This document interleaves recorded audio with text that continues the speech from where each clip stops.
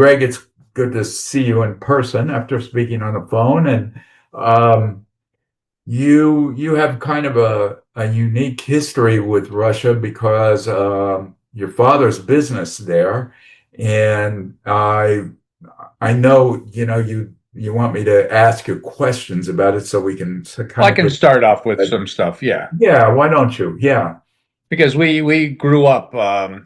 My father, I guess, had started visiting Soviet Union back in the late '50s, I think, even, and we knew nothing about it. But then, as we got older, we kids got older and older. He was starting to bring business home with him, and we had all sorts of Russians visiting us. And when they'd come to New York, we'd bring them out to Greenwich, and we'd go do a bunch of things with them, and so it became part of our life. I mean, I really didn't know exactly what we had. He didn't explain anything, so I didn't know anything what we had and all those people there until I actually went to Russia, and I learned later what was going on. So I had I knew my father was, working in Russia. I knew all the stuff, and the stories and the people who were working with him. But yeah, I just didn't have the value of what it was, right. them And so, coming. what specifically was he doing? He was trading, correct?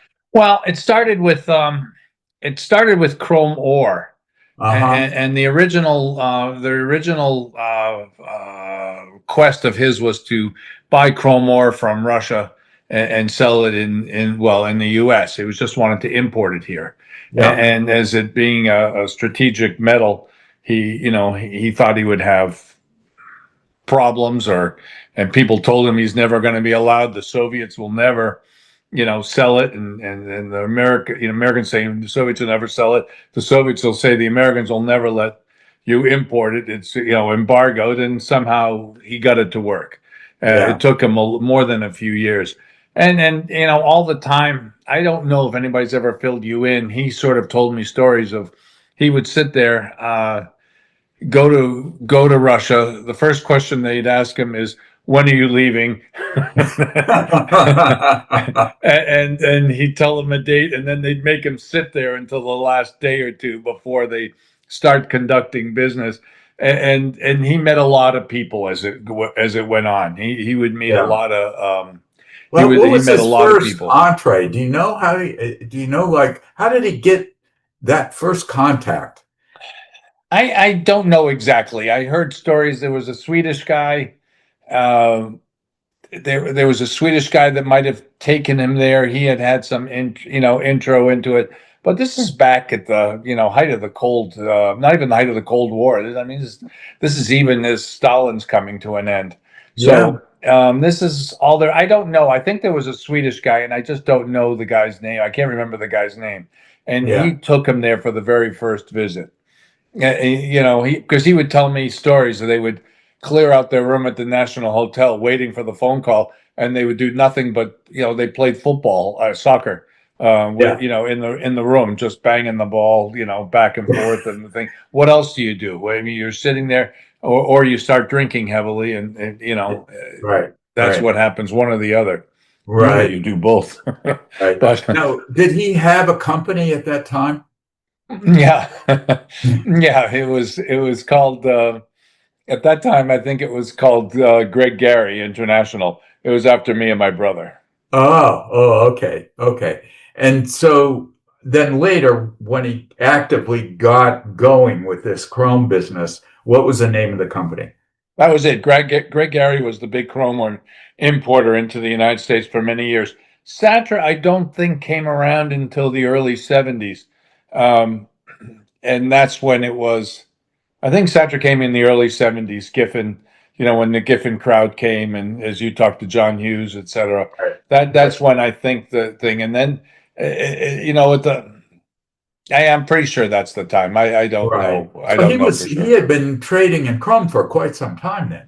Oh yeah. Oh Yeah. yeah. It was an up and down business. There was all sorts of big stuff with it. Like I said, you get to know people. I mean, that's where John told you about the Kamaz factory was coming Right. on, and we were big exporters of cars, Ladas, and actually tractors, Belarusian tractors. the Ah, Belarus tractor. We imported the tractor into the United States and Canada, and we had the cars in Germany and Great Britain, and we had the franchise here in the United States, but we never succeeded in that. yeah, yeah. Mainly because they never built a catalytic converter and they wouldn't buy one, and that just failed.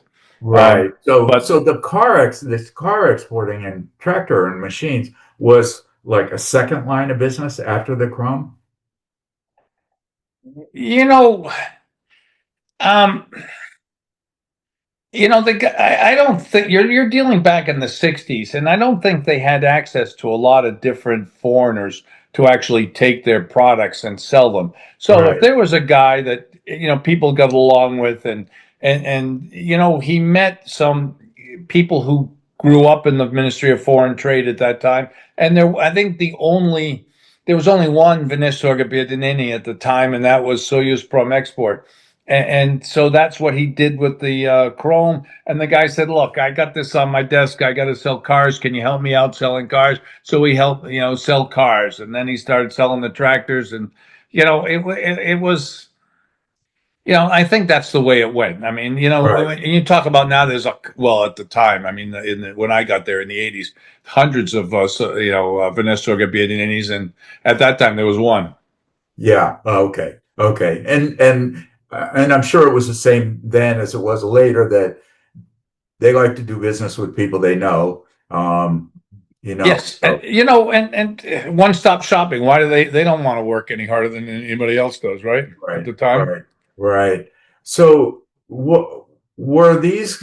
He helped them to accomplish what they wanted to do, which was to export these commodities into Western markets and get hard currency, I assume, right? Was that what Well, that they, was the main idea. yeah, But I will tell you that later on, when I finally got there in the late '80s, I'm without the name of the guy who was the vice minister of foreign trade. I went with my father to a meeting, vice minister of foreign trade, and he was there. He was in charge of all the finances of the whole thing, and we were in there, and I was naively at that time I didn't know much, and I said, yeah, and we're doing $50 million in cars and tractors and all this stuff.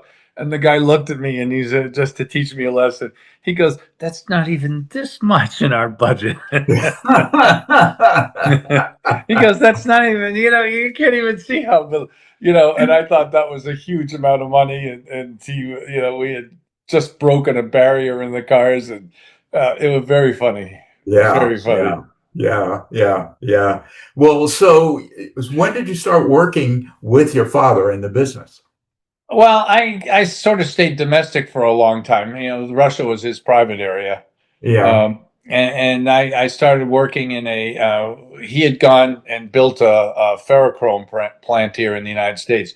So he went downstream sort of so he'd bring the chrome ore.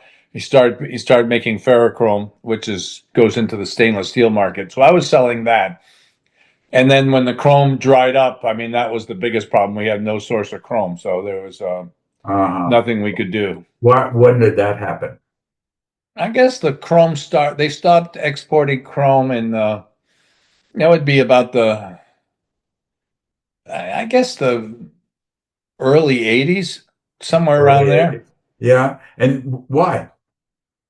Don't know. I don't know. I don't know if they just saw that they didn't need to ship anymore. They just decided not to. It was not a political question, I don't think. Yeah. So you were in the chrome business without a source of chrome at that point. Yeah, that was the sad part about it. We were trying to buy some in from South Africa and all the other places, but anyway, everybody Yeah. had those sources tied up. Right, right. So you started in the business in the 80s and Sure. yeah. And so then when your father's contact grow cold for this chrome, what did he do? Well, don't forget the reason why it grew. I mean, I take it back about the political because he so where was it? The 1980 Olympics were in Russia, right? That was the 1980 Olympics. I think it was. So Okay. in the late 70s, that might have been when it was drying up. So in the late 70s, um, we made a play to and we had a guy named John Capstein working for us, and he had a contact, and they all of a sudden awarded Satra the the rights to the American United States Olympic broadcast, and so for however many months we held the rights to the broadcast, and we had signed contracts and everything else, and then I think it was NBC came to their senses and paid the price that the Russians wanted, and we were left with nothing. And then there were all sorts of a lot of conflict at that time, Yeah. and it went into the early 80s and mid 80s, a lot of conflict we had. So wasn't very nice. There were a few people there who wouldn't even let me visit with them at all. Oh, I see. I see. And this was a business conflict? Well, of course, because when we started suing this Soviet Olympic Committee or the Ministry of War, I don't know how it, which organization was taking it, but I think they, we started proposing, we won something or we got a right inside Russia, and we started proposing a, counter trade deal that they owed us so much money, and tell you what, we'll take how many million tons of chrome, and the people at Soyuz Export weren't the least bit interested in just giving up chrome without any money coming back. That didn't Right. help them at all. They needed to make their plan, and all this. So there was there was a lot of conflict, and a lot of people toes were stepped on. Yeah. And was Sartre unique in this world of, Soviet American economic relations? Well, it was unique and not unique. You kind of think there was a couple of German companies like this. Chilowich, which you didn't get to meet. Yeah. I don't know why Rich said no, but Chilowich had its own little things going on. Although they were mostly dealing in pelts and skins, they had all sorts of other trades going on with the Chilowiches. And then there was what's the name of the company? Arm& Hammer and his crowd. I forgot the name of his company now, where my mind has went. But they were doing things they were doing a lot of funny little things. Right. You know, Occidental. It was Occidental, Occidental. right? And Yeah. they had Yeah. done. I mean, he was a little bit bigger, and he was Right. building, hotels and things like that. But very much like that. He started with things like that. Yeah. So there was a small number of businesses that were intermediaries. Yeah, yeah, and they used them quite. I mean, they used them best they could, effectively. Yeah. Yeah. So did you all know each other? Was it competitive or were you collaborative or? There's a lot. I mean, no, I can't think of his name. Ivanov. I might have been Mr. Ivanov, one of the Ivanov brother guys up there. He told me that's that much. There's a lot of money to be made in Russia. I mean, regardless of everything, there's a lot of things going on. I mean, look Yeah. at all the metals, all the nickel and diamonds and gold and everything they're shipping out. Never mind the oil. I mean, Yeah. Yeah. Yeah. Yeah. So there was enough for everybody and you didn't there need to. should have been. I mean, Yeah. I mean, my goodness, they were importing trucks to dig all their mines, and there was a huge business on truck spare parts and selling trucks in there. And oh my goodness, there was tons of things to make money. And you just who you knew, sort of, you kind of, you know, Yeah. yeah, you went that way. And that was that way up until the late 80s. Well, in the late 80s, then the Russians, you started having the Gorbachev. I don't want to say detail. What was the Gorbachev era of Perestroika. yeah, perestroika and so forth, Khosroshot, and more the Khosroshot, and people started to, a lot of entrepreneurs started going, and they started requesting, joint venture partners, they were just seeking partners to make them a little bit legitimate and a little bit, able to travel and everything else. They really didn't want you. They wanted your access to the Western market and Western way of life. I guess that's what they Yeah. have by Yeah. signing a joint venture. That's all they wanted. Yeah. So how did you, as Satra, well, first of all, was your father still involved in the business by that time? Oh, sure. He was around until I would say he was very active until the early 90s, Okay. and then he became less active. Okay. Okay. And so what was your business in the late 80s? What were you doing? Well, the biggest part of the business was the exporting. We were still exporting nickel. We were exporting out of Russia. I'm talking about the Soviet Union. We were Right. exporting all the cars. At that time, we only had the UK market, though. Um, we were import. Then we started representing a lot of small companies and running their businesses inside Russia. I mean, we started with we had Goodyear tire, and we were selling all their tires, a lot of their truck moving tires, what they call earth moving tires, Right. into Russia. We were, at the same token, we were exporting, synthetic rubbers and plastics, so butyl and things like that. We were, sort of a trade, that counter trade of that. Um, we were doing Yeah. a lot of different things. I mean, I can't even Right. explain. We were still, and we had dabbled in the oil business too. So it was Yeah. Yeah. So not consistently. were you getting nickel from Norilsk? Sure, Yeah. sure. Okay. They The were guys the from big, Rasno Export. yeah. I guess it was Rasno Export. Were good friends of ours. I mean, yeah, yeah, very good friends of ours. All right. And this was all before the ruble was convertible. So Long before. yeah. So how were you balancing this? You were buying things in rubles and Everything was done pretty much on a purchase plan. They have their monies. I mean, they could export. We would pay them. They would import from us, and they would pay that. We didn't do counter trade so much. you We had did. the ability to do some counter trade, but not as much counter trade as you would have thought. We Yeah. started to use the cars as counter trade when we were trying to, in the late 80s, early 90s, we were trying to introduce Coca-Cola into the market, Uh-huh. and that whole thing started to come up. I guess that was late 80s, and yeah, that was a whole big I don't know, mess, I guess, at some point. Yeah. Why was it a mess? You know, we had the political power to make it happen, but the guys who were exporting the product weren't getting their cut in the business, and they thought they demanded it some money in there, and all it was doing was Coca-Cola was coming back, so they weren't really interested in it.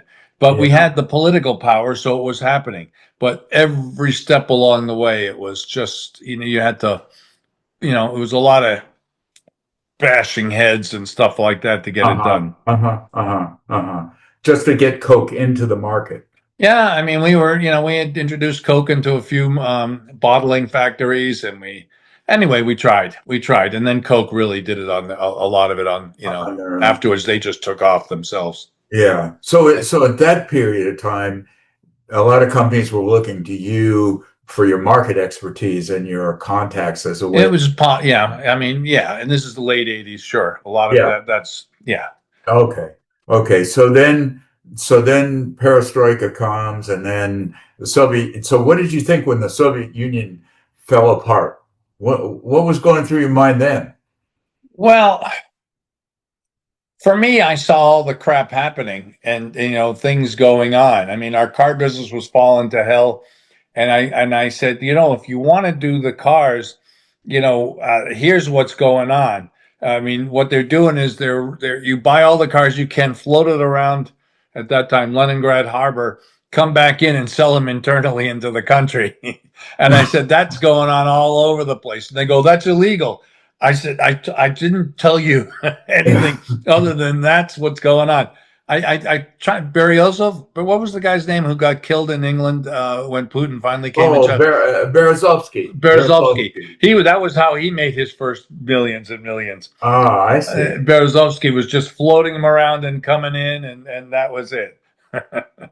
But I mean, so there was all sorts of crap going on, and we were slow. I mean, it's hard when you've lived the life and you had to talk the talk, Soviet talk, in order to get all this, the favors going back and forth. It's pretty difficult to all of a sudden switch and go into what the Russians were really interested in, and that was just straight cash. Uh-huh. Give me the cash. I mean, the corruption was wild at that time.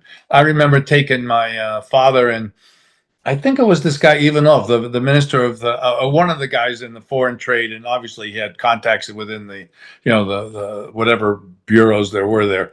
I took him into the one of the first joint ventures over there for food, and the guy and they they wouldn't take rubles; they would only take foreign currency for payment. And the guy's looking at him and going, "Really?" I mean, he's really, and this guy's really high up in the in the organization, and he's like, "Real." It was funny. Now Was that was this at going Trend on. So Moss? let's, Did you take them to Trend Moss? yeah, Was it? not Trenmos. No, it was. I can't think of the name of the restaurant. It was on the corner. At the time, it was Gertzina and the Sodovia, and I can't think of it. Troika. Oh, I think it was Troika. I oh, can't okay. remember. Never mind. Yeah, I yeah, can't remember the name of the yeah, yeah, restaurant, but yeah, that was yeah. one of the first ones. Yeah, yeah, yeah. So you were slow in trying to adapt to all this, and Well, but I you mean, I think did. I was slow all the way in doing this. I hate to sit there and say that, but I mean, I the people who my cynical theory on life all that time in the late 80s and early 90s up till the mid 90s, well, even you going fatter, they were new people coming into the system and just going, and they were jumping at the chance and playing with the gray market and playing all those making sure people were paid off or whatever, and I had been taught seriously not to even approach something like that.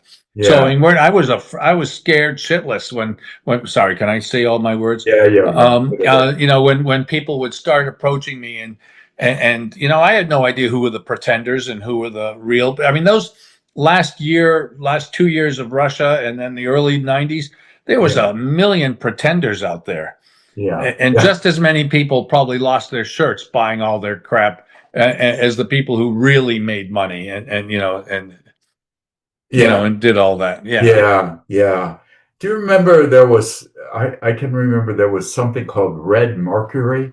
Do you remember that? There was some substance called, never mind then, I won't, if it's not something you remember, but it's just an example of there were so many people allegedly selling Oh, things that were part of a chain that you couldn't tell where it went and who was who. oh, absolutely. I mean, everybody was selling the, what do you call it, the agrochemicals. Yeah, Always you'd have the yes, people selling the agrochemicals, and you had to find your source, who was actually selling it. And aluminum, my goodness, everybody was selling the aluminum, and just ridiculous. And I felt like such a fool sometimes when I thought I was in a good position. I knew what I was talking about. No, I didn't. yeah, yeah, yeah. So even you and your company, which has decades of experience, were kind of in the fog with this. Well, don't go. We were in the fog because of our experience, and Okay. not necessarily in the fog is what I want to say. Is that we were? I mean, all our experience told us not to get into that stuff. Okay. Okay, and if Okay. you didn't get into that stuff, there's a lot of smart people in Moscow and in Russia with a lot of ability. And if you didn't go and do it their way, which a lot of people did, you weren't going to participate. Yeah. Yeah. Yeah. Yeah.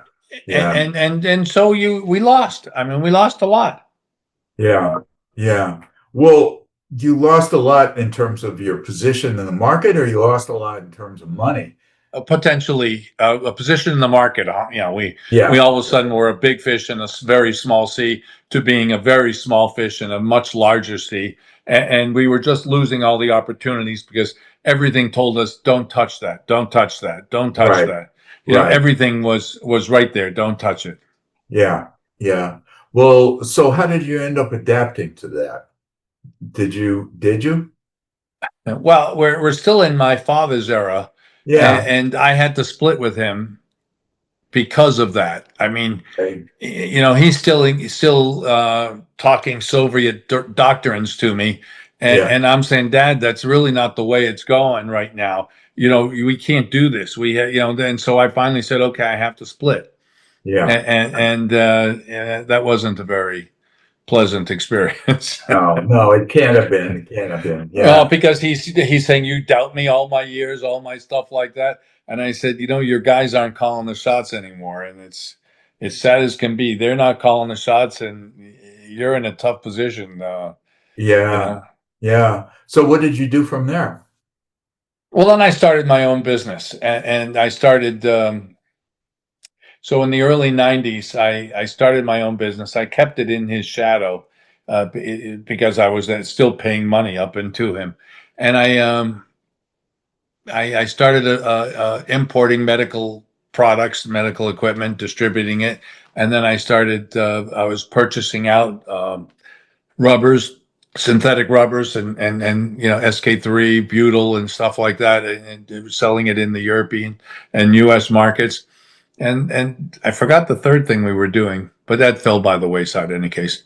And then we stopped doing the synthetic butyl, and then for me, from about '98 on, when everything came to a stop, Right. I was just doing the medical stuff. Just the medical equipment. And Yeah. And why was there such a big market for medical equipment? oh, there's a lot of sick people in Russia. Yeah, but that doesn't translate into a market, Well, right? everybody wanted. I don't know what you're asking, but Okay, everybody wants who better were your equipment. customers? Where did the money come from that was purchasing medical equipment? Because I know there was Budget a money, lot of imported medical equipment. budget money, and things like that. I mean, one of the first pieces of equipment we were selling were anesthesia products, and Yeah, anesthesia products. An anesthesia machine. You look at theirs, and then you look at this one, and you wonder if you'd ever come back from being put under anesthesia in Russia. yeah, I mean, there was, or you wonder what the hell are we doing in the West? I mean, do we really need this many bells and whistles on things? But it was two different products. So of course they want things. They didn't. The Russians had nothing with. They had X-ray, okay, but not the greatest. But they had nothing to do with MRIs, and I guess MRIs are just beginning at that point. But CT right. scans and ultrasound equipment. I mean, they had nothing like that over there. So they're just buying everything. I mean, Yeah, they even their disposable products, which we ended up selling quite a bit of disposable products for the operating room, endotracheal tubes. And in the beginning, we would sell them one tube, and however much money it was, I've forgotten, a dollar or less. And then they would sit there and tell me with great sincerity and saying, you have a very good product. This is a disposable product. We can use this 6 or 7 times without throwing it away, and it's very good. So they would disinfect it and use it again and again and again, and they were very happy with our product. yeah, It's, yeah. So when you say budget money, just it means like regional governments or city yeah. governments. Well, yeah, it got a little bit more clear for me as you went on. So, hospitals got money. Well, it depends if it was a regional hospital, a city hospital, or federal Right, hospital, where right, they got their money from. right. And were you a dealer for equipment companies, or were you buying used equipment and No, importing? we never sold used equipment. We never did. I mean, it was No. tempting to, but just as we were about to get into it, they started. That was a game that people were doing. They were selling. So a company would be selling, anesthesia equipment at a new product price, and then selling used equipment, and there was all sorts of There was all sorts of games everywhere, but Yeah. they were cheating everything along the way. Uh-huh. These were foreigners who were cheating the Russians. I don't think that Russians were taking a backseat to anybody. I mean, Yeah, yeah, yeah, corruption is a two-way street here. Those yeah, guys knew exactly what they were buying. They knew exactly how much cash they were getting. They knew exactly how much they were, doing things. I mean, yeah, there's no, you know, yeah, by the late 80s, there was a tariff, wasn't there, just to know exactly what was going on in the business. yeah. Okay. And so you were an official dealer for Yeah, we had about five companies selling to us as their exclusive dealer, and we would warehouse and distribute from there. And we I had the see. whole sales team Oh, okay. And you had a sales team in Moscow all around. We had all four. around. We had I had offices in four cities. Like three, four people in each region, Yeah. and, Where were the and other which other cities were you in? well, in Novosibirsk, in Krasnodar, and Yekaterinburg, Yeah. and then we hired somebody in Nizhny Novgorod, and yeah. Anyway, we had somebody there too, but there was Right. never much money there. Yeah. Okay. Certain regions had more money than others. Right. So the oil or some other reason there was money there. Oh gosh, yes. And Yeah. and the hospitals weren't stupid too. They knew how to get money from benefactors. They knew how to. I was in a room where the chief doctor is, you know, telling somebody on the phone, the governor's sister was going to be in the hospital. And he goes, send her here, and I'll keep her in the hospital 2 or 3 days. We'll put all sorts of monitors on her and put her on a rest. And they were going to do it so the guy would be paying big bucks for her, Yeah. and it was all a show. I mean, the corruption just wasn't with foreigners. The corruption internally to get funds was unbelievable. Yeah. Yeah. So and in terms of the equipment, they knew pretty much they knew this equipment, right? They knew what they wanted and Well, by that time, I mean, in the yeah, I mean, they knew. So by the 98 was sort of a turning point. And so as the business started to grow up from there in 2001, 2002, people started to, the economy started coming back. People had money to travel. You know, Companies were taking all sorts of people to exhibitions around the world, and they were seeing real equipment and what's going on and what's going on in other hospitals. They were very well educated very well. I yeah, mean, they knew what they were doing. yeah, yeah. So up until 98, there were less knew what they were doing. They were sort of more what was available. Yeah, I mean they were still trying to enjoy life and get what they could. Nobody really believed that there was everything was going to continue forever like this, and they could Uh-huh. live a great life. I don't think so anyway. Yeah. Then it became a little more organized after that. After that. Okay. Okay. I mean, yeah, I mean everybody was still. I mean, look at '98 in terms of it. Yeltsin's in power in '98. Yeah. Yeltsin's in power in '98. I can't think of the guy. He's still, splitting up properties, and people are still creating wealth, and all the oligarchs around it. Well, I guess the oligarchs have Yeah, already yeah. been They're formed, and they're they're all all that's starting all to. height of them. Yeah. Yeah, and they're still making their money and solidifying their power base, and so it's all being done at that time, I think. Yeah. Yeah. Yeah. Well, did the crash in 98 impact you? Oh gosh, it affected everybody. Yeah. There Yeah. wasn't anything that it didn't affect, did it? I Yeah. mean, yeah, we it killed us. I mean, it Yeah. killed everybody. So, I You mean, didn't we did you paid think everybody about for 2 or 3 years with extremely little revenue coming in. yeah, okay. So you didn't think about pulling out of the country. Well, I had just invested into the country, uh, building my own office, putting everything in. I had just invested with I thought I had a good staff, and it was going from there. And Yeah. you could see, yeah, I thought I would stay there for a while, and I had Yeah. moved away. I had moved away personally, moved out of the country in '91, and then moved back in 95, 96, because I just, you know, you got to focus your staff, and you can't do it on the phone from the United States. Yeah, yeah, yeah, yeah. So you lived there from 95 till when? Well, then from 95 all the way through till 21. Till 21. Yeah. Yeah. So Yeah. I was gone for about 5 years in there. Yeah. Yeah. What do you mean you were gone for 5 years? Well, so I lived there from 86 to 90, Yeah. and then I moved out for about 4 or 5 years, Yeah. and then back. Oh, okay. Okay. So you saw a lot of change in quality of life and what the you were in Moscow, I assume? Yeah. Right. Yeah. Oh yeah. I Yeah. mean, change of life, wealth, everything. I mean, yeah, everything. You know, it was tremendous, Yeah. tremendous. All the different changes that are going on a regular basis. Yeah, Yeah. unbelievable. Yeah. And so did you stayed in the medical equipment business? All the way through. Yeah. Yeah. Yeah. Okay. It was all good business for, we made some good money, and then you got new products, and we started to make, we were doing really well until, if I go in global terms, 2000,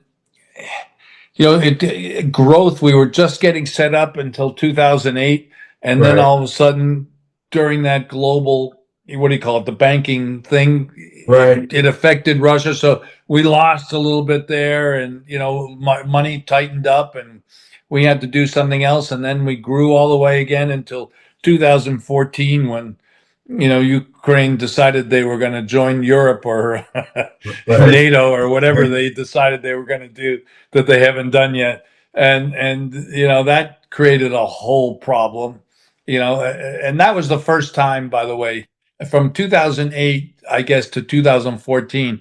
Although our business did better at times, uh, that's when I started to see, the golden years had stopped. I mean, yeah, Okay. it really from, okay, 2008, 2009, we were still doing well, but in 2014, you all of a sudden felt like, no, we're not special anymore.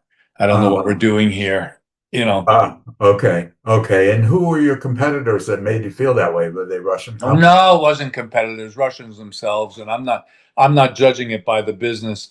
The business was Oh, one thing, but my personal life, I played a lot of golf with a lot of people over there. And, the first time I was member of the Moscow City Club, and then I joined Moscow Country Club, and we were, you met a lot of people. We played golf every day, and you could just feel you know, the emotions coming flowing to us in the early years. Then from 14, it was, hey, you are friends, but not that close, buddy. And then yeah. Yeah. Yeah. it stopped. Stopped later on, obviously. Okay. So you didn't feel it that in 98 and 99 that you didn't get that same feeling. No, I mean, come on. We're still in the era of, once again, I have my own viewpoints on life, but the Russians are, hey, give me your money, give me your technology, and by the way, get the hell out of here. Yeah. That was still, prevalent all the time. And everybody who worked there always thought that, no, it'll never happen to us, but it happens. You thought you were so well integrated into the society. Yeah, and I thought I'd worked a long time with somebody, and you just work a long time over there, and there has to be some, you know, no, when there comes a point and Russians want to do it on their own, they just do it, and then everybody can rationalize their decisions from there. Yeah. Yeah. Yeah, it's Yeah. it's yeah, it happens. Okay.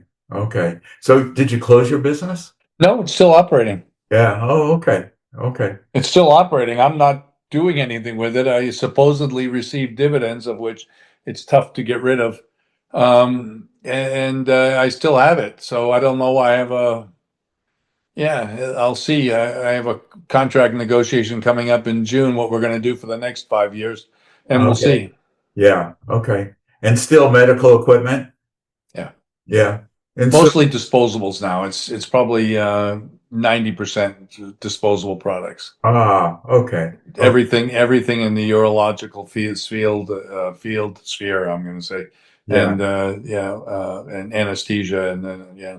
And those things are forbidden to import or No. We import parts and we assemble in Russia. We started an assembly facility. It's all going. It's all yeah. going, and it's going Uh, fine. yeah. Oh, okay. Okay. But just as a personal matter, it's not comfortable being there. What's that? For as I a haven't gone person, back. I mean, I don't have a visa anymore. yeah, My partner and I are a little bit estranged, so I see. she wants to keep everything, and I'm saying, well, it's mine. Yeah. This was a Russian partner? Yeah. Yeah. Okay. Okay. Well, so you've had quite a history with this country. Yeah. I'm trying to think what else I might have. Well, I love some of your questions were funny because when I first got there, they were divided among the people who, we had of the business community. There were maybe 20, 25 of us Americans over there. And there were guys like me, young, Tony, and Rich, and we'd come there ready to go and ready to, conquer the world and start to do things. Tony was a little bit of both because he had studied Russian and had a little bit of history and had an emotional value to himself, to everything, and I didn't have any of that. I mean, I although I had my past, my focus was strictly on buying, selling, and and earning. Yeah. Some of these other guys that became Russo, I mean, whatever they, I mean, I'm going to put John Ruther in that category too. Yeah. John studied Russia and Yeah. everything to do with it, and loved every part of it. And no, I didn't have anything to do with that. I Yeah. was the other third group was, all these people who were sent to Moscow to. This was their last stop, and they were gonna the big company. They were just seeing how to get in there, and they were going to retire out of this post, within 3-4 years. And Right. so it was a funny group of people in the beginning. Yeah. Very, So, very, very funny.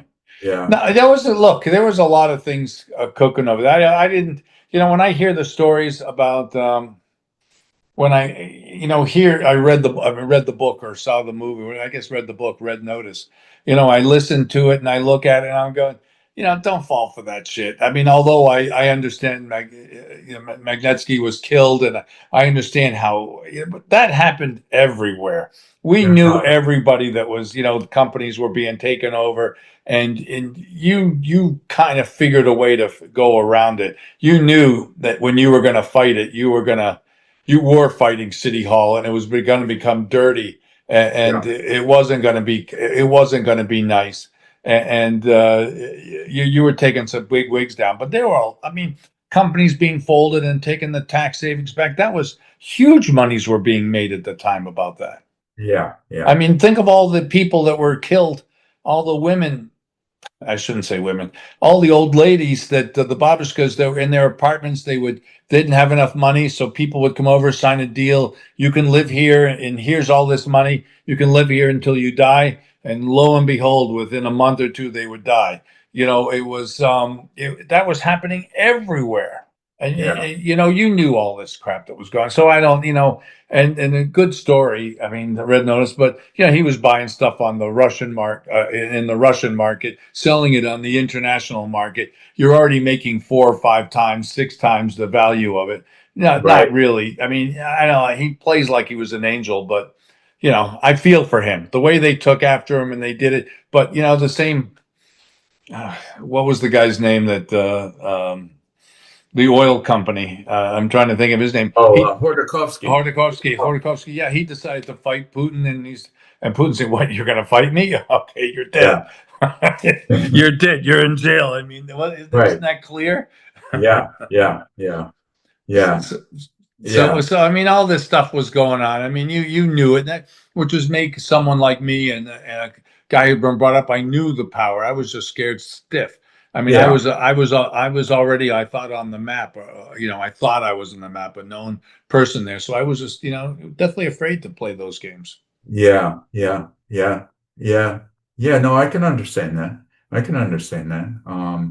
But there was a ton of places to make money everywhere. In the property field, yeah, you could make everywhere. I mean, you didn't have to know anything. You just had to, come with your money and follow through. And you just, I didn't believe it. I just remember this, the place across the street from our building, it was going for $7,000 a square foot and a square meter. And, I mean, I said, really? And then something happened in January and it became 7,000, euros a square meter, Yeah, which yeah, was like a 20% increase. And all of a sudden like that. And then it goes up to almost 20,000.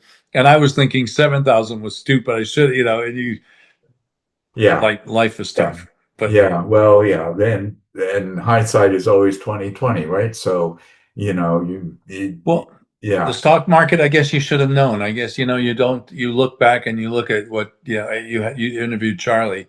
I mean, he put everything into Gazprom, yeah, and what a smart move. And why shouldn't it? It had more assets than you can believe. It's never going to go right, anywhere. The only problem right. was liquidity.